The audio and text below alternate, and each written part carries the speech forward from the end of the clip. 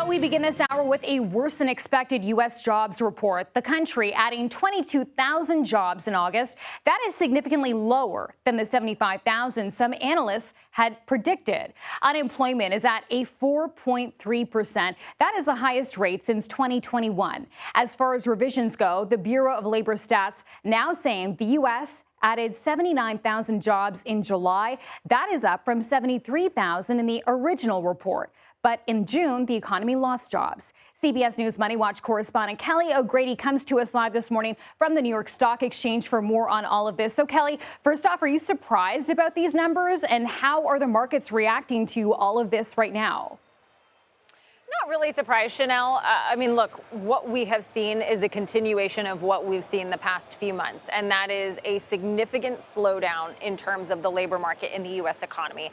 And it backs up what we have heard from businesses. It's not that we are seeing mass firings, but we are seeing businesses pause. They're not mass hiring either because of all of the uncertainty, whether it be tariffs, whether it be AI, whether it be consumer sentiment. When you dig into these numbers, that 22,000, sorry about that. If you heard that noise, that was just something falling. We're going to soldier on. That 22,000 is not crazy, you know, when you think about the fact that you have those revisions that we saw back in May and June to the tune of 258,000 less jobs than originally reported.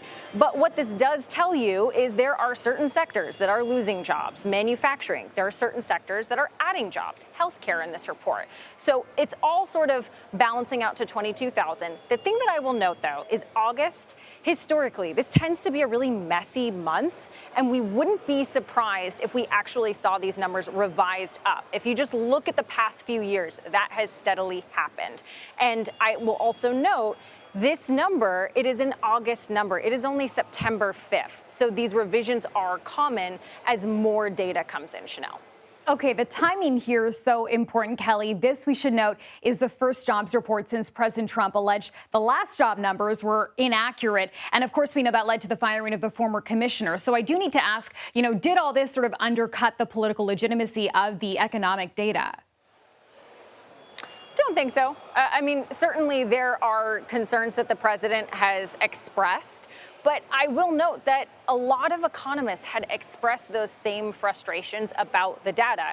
We have seen revisions for years and years, and it goes back to how the data is collected. I just mentioned the timing, right? If someone got hired or fired maybe on August 31st, that might not show up in a report that comes out September 5th. That's one thing.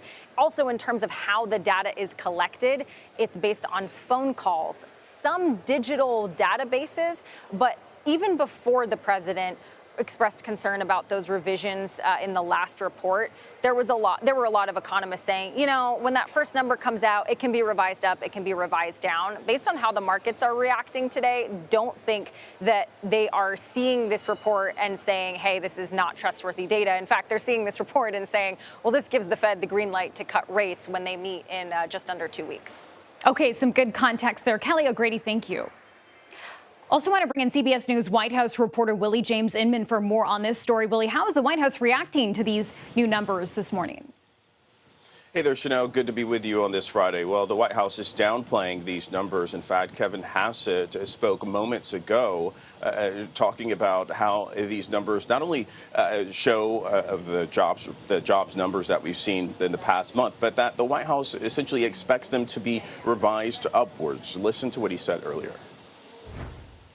Seeing a massive blowout in capital spending and new factory construction, something that happened because of the tax reforms that we had. So people are allowed to expense factories. Capital spending is growing at a rate. It was about 8% over the first half of the year. It's accelerating in the third quarter, which is why GDP now has the third quarter at about 3%. And so, like, all the indicators that we're seeing are that inflation is low and economic growth is solid. Income growth is solid as well. So that the only part of the data that's disappointing is that the jobs numbers have been a little bit lower over the last 3 or 4 months. But again, Goldman Sachs had a report out yesterday that said that the seasonals of the summer are kind of unusual, and that in August, typically the advanced number is about 60 to 70,000 lower than the final number ends up being.